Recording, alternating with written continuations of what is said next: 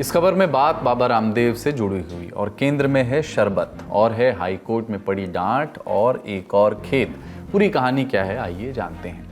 आप जानते ही हैं कि बाबा रामदेव पतंजलि नाम की आयुर्वेदिक प्रोडक्ट्स बनाने और बेचने वाली कंपनी के प्रमोटर हैं। इस कंपनी ने हाल ही में एक शरबत लॉन्च किया है, उसका नाम है गुलाब शरबत। इस शरबत के प्रचार के लिए जब रामदेव ने विज्ञापनों का सहारा लिया और बोलना शुरू किया कि पूरा देश राजनीतिक, धार्मिक और सांस्कृतिक आतंकवाद के दौर से गुजर रहा है, जिस कंपनी का रुआवजा आप लोग अभी पी रहे हैं उससे हो रही कमाई का इस्तेमाल मदरसे और मस्जिद बनाने में हो रहा है, लेकिन अगर आप हमारा शरबत पिएंगे तो गुरुकुल बनेंगे, पतंजलि यूनिवर्सिटी का विस्तार होगा। जैसे लव जिहाद चल रहा है वैसे ही शरबत जिहाद भी चल रहा है। इस शरबत जिहाद से बचने के लिए ये मैसेज सब तक पहुंचना चाहिए, ऐसा बाबा रामदेव ने कहा। रामदेव ने अपने बयान में रूह अफ़ज़ा बनाने वाली कंपनी हमदर्द नेशनल फाउंडेशन इंडिया का सीधे तौर पर नाम नहीं लिया, लेकिन कंपनी दिल्ली हाईकोर्ट पहुंच गई। पतंजलि और रामदेव पर हमदर्द के खिलाफ घृणा फैलाने और बदनाम करने के आरोप लगाए। वरिष्ठ अधिवक्ता मुकुल रोहतगी ने हमदर्द की तरफ से दलीलें रखी। जस्टिस अमित बंसल की सिंगल बेंच ने पतंजलि और रामदेव को आड़े हाथों लिया। कहा कि ये कोर्ट की अंतरात्मा को झकझोरने वाला है, किसी भी तरह से इसका बचाव नहीं किया जा सकता। इसके बाद कोर्ट ने रामदेव के वकील वरिष्ठ अधिवक्ता राजीव नायर को पेश होने को कहा। इस बीच मुकुल रोहतगी हमदर्द की तरफ से दलीलें रखते रहे। रोहतगी बोले, रामदेव लगातार हमदर्द और कंपनी के मालिकों के धर्म को निशाना बना रहे हैं। ये मामला सिर्फ बदनामी का नहीं है, इसे हेट स्पीच की तरह ट्रीट किया जाना चाहिए। ये समाज में सांप्रदायिक विभाजन पैदा कर रहा है, इसे मानहानि के तौर पर भी देखा जाना चाहिए। बार एंड बेंच की रिपोर्ट के मुताबिक रोहतगी ने कोर्ट को ये भी बताया कि रामदेव हिमालय कंपनी को भी इसी तरह से निशाना बना चुके हैं, क्योंकि उसके भी मालिक मुस्लिम हैं। रोहतगी आगे बोले कि देश में पहले ही काफ़ी समस्याएं हैं, ऐसे में रामदेव के इस वीडियो को एक पल भी बर्दाश्त नहीं किया जाना चाहिए। इसके बाद कोर्ट ने कड़ा आदेश देने की चेतावनी दी। फिर वकील राजीव नायर ने पतंजलि की तरफ से दलीलें रखना शुरू किया। नायर बोले कि प्रिंट या वीडियो के रूप में सभी विज्ञापन हटा लिए जाएंगे। नायर कुछ और बोल पाते कि जस्टिस अमित बंसल की प्रतिक्रिया आई। मुझे खुशी है कि आप इस मामले में पेश हुए। जब मैंने ये वीडियो देखे तो मुझे अपनी आंखों और कानों पर यकीन नहीं हुआ। कोर्ट ने रामदेव को एक एफिडेविट फाइल करने का आदेश दिया, जिसमें ये लिखा होना चाहिए कि भविष्य में इस तरह की बयानबाजी नहीं की जाएगी और ना ही इस तरह के विज्ञापन दिए जाएंगे। इस बीच हमदर्द की तरफ से पेश हुए एक और वरिष्ठ अधिवक्ता संदीप सेठी ने भी दलीलें रखी। वो बोले कि रामदेव को हमदर्द के मालिकों के धर्म को निशाना नहीं बनाना चाहिए था। जवाब में पतंजलि ने कहा कि कंपनी किसी धर्म की रक्षक नहीं है। इसके जवाब में हमदर्द ने कहा कि वे मानवता के रक्षक हैं।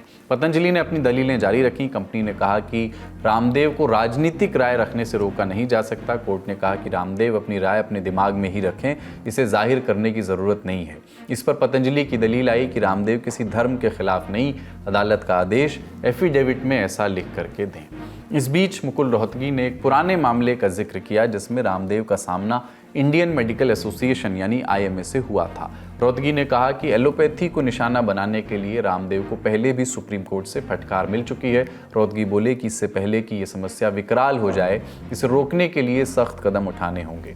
मुकुल रोहतगी ने जिस केस की बात की उसमें वो खुद रामदेव और बालकृष्ण और पतंजलि की तरफ से दलीलें रख रहे थे। पिछले साल 19 मार्च के दिन इस मामले में एक बड़ी सुनवाई हुई थी। IMA ने पतंजलि पर भ्रामक विज्ञापन देने और एलोपैथी को बदनाम करने का आरोप लगाया था। साथ ही इसी मामले में रामदेव पर कोर्ट की अवमानना की तलवार भी लटक रही थी। जस्टिस हिमा कोहली और जस्टिस एहसानुद्दीन अमानुल्लाह की बेंच ने मामले की सुनवाई की थी। क्या हुआ था तब, टाइमलाइन के जरिए देखते हैं।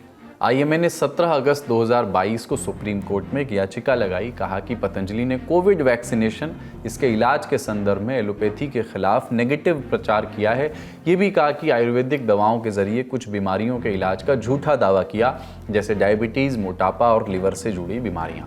21 नवंबर 2023 को सुप्रीम कोर्ट ने कहा कि पतंजलि को भ्रामक दावों वाले विज्ञापन बंद करने होंगे, लेकिन विज्ञापन बंद नहीं हुए।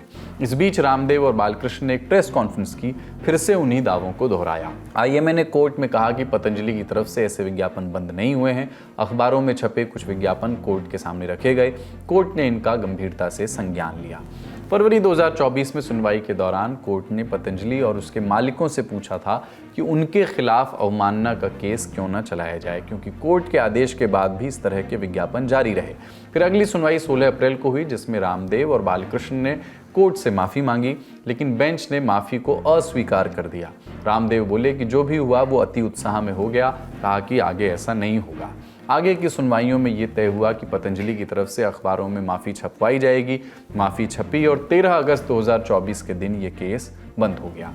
इन मामलों के अलावा भी रामदेव और उनकी कंपनी विवादों में बनी रही है। 2021 में पतंजलि ने कोरोनिल नाम की एक दवा लॉन्च की थी। इससे कोविड-19 के इलाज का दावा भी किया गया था। बाद में भारत सरकार के हस्तक्षेप के बाद इसकी मार्केटिंग रोकनी पड़ी।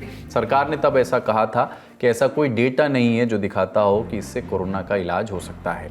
सरकार ने कहा था कि इसे इम्यूनिटी बूस्टर के तौर पर बेचा जा सकता है, लेकिन कोविड के इलाज के तौर पर नहीं। 2015 में पतंजलि ने इंस्टेंट आटा नूडल्स लॉन्च किया, लेकिन लॉन्चिंग से पहले food safety and regulatory authority of India से लाइसेंस नहीं लिया था।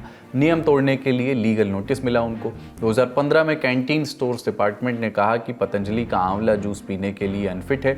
इसके बाद CSD ने अपने सारे स्टोर से पतंजलि का आंवला जूस हटा दिया था। 2018 में FSSAI ने पतंजलि को गिलोय घनवटी पर 1 महीने आगे की मैन्युफैक्चरिंग डेट लिखने के लिए फटकार लगाई थी। इस साल जनवरी में केरल की एक अदालत ने रामदेव और बालकृष्ण के खिलाफ एक भ्रामक विज्ञापन मामले में जमानती वारंट जारी किए थे। रुआवजा वाले इस नए मामले के अपडेट्स हम आपको देते रहेंगे। फिलहाल कोर्ट से आए कुछ अन्य अपडेट्स भी आपको बता देते हैं। पहला अपडेट, गोड्डा से भाजपा सांसद निशिकांत दुबे के खिलाफ अदालत की अवमानना का केस चलाने की मंजूरी मांगती याचिका पर सुप्रीम कोर्ट अगले हफ्ते सुनवाई करेगा। एक वकील ने इस संबंध में याचिका डाली हुई है। 22 अप्रैल के दिन जस्टिस BR गवई और जस्टिस ऑगस्टीन जॉर्ज मसीह की बेंच इस याचिका का इन्होंने संज्ञान लिया। तब वकील ने बेंच से कहा कि इस याचिका पर अभी तक अटॉर्नी जनरल R वेंकट रमणी का कोई जवाब नहीं आया है, जबकि निशिकांत दुबे का बयान वायरल है। इसमें CJI को देश में गृह युद्धों के लिए जिम्मेदार बताया गया है। जस्टिस गवई बोले कि अगले हफ्ते इस याचिका पर सुनवाई होगी। अगले हफ्ते इस मुद्दे पर भी सुनवाई होगी कि न्यायपालिका पर निशिकांत दुबे के विवादित बयानों और पोस्ट को सोशल मीडिया से हटाया जाए या नहीं। दरअसल अवमानना की कार्रवाई 1971 के कंटेम्प्ट ऑफ कोर्ट्स एक्ट के तहत होती है। कानून कहता है कि कोई भी व्यक्ति केवल तभी अदालत की अवमानना की याचिका डाल सकता है जब उसे या तो अटॉर्नी जनरल या सॉलिसिटर जनरल की मंजूरी मिल जाए। अदालत से दूसरा अपडेट है, देश के अटॉर्नी जनरल और सॉलिसिटर जनरल दोनों ने ही आज केरल सरकार के खिलाफ दलीलें रखी। दरअसल केरल सरकार सुप्रीम कोर्ट पहुंची हुई है। केरल सरकार का कहना है कि वहां के राज्यपाल कुछ बिलों पर मंजूरी नहीं दे रहे हैं, लिहाजा बिल अटक रहे हैं। कोर्ट में केरल सरकार की पैरवी कर रहे देश के पूर्व अटॉर्नी जनरल के वेणुगोपाल ने सुप्रीम कोर्ट में तमिलनाडु वाले फैसले का हवाला देते हुए कहा कि अब इन विधेयकों को मंजूरी मिल जानी चाहिए। सॉलिसिटर जनरल तुषार मेहता बोले कि ऐसा नहीं है और वो कोर्ट के सामने अपनी दलीलें रखना चाहेंगे, और मौजूदा अटॉर्नी जनरल R वेंकट रमणी ने भी उनका समर्थन किया। इन दलीलों के बीच मामले की सुनवाई 6 मई तक के लिए स्थगित कर दी गई।